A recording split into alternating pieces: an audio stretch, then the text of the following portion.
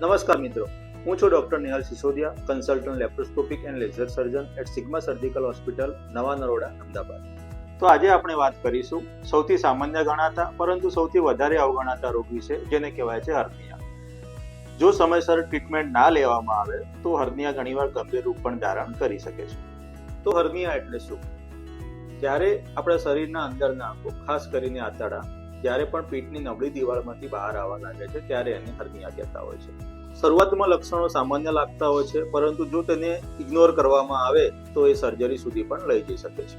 આજકાલ સલામત અને અસરકારક લેપ્રોસ્કોપિક સર્જરીથી હર્નિયા સંપૂર્ણપણે મટી શકે છે. તો મિત્રો, હર્નિયાના લક્ષણોને અવગણશો નહીં. વહેલી તકે નિષ્ણાત ડોક્ટરની સલાહ લો.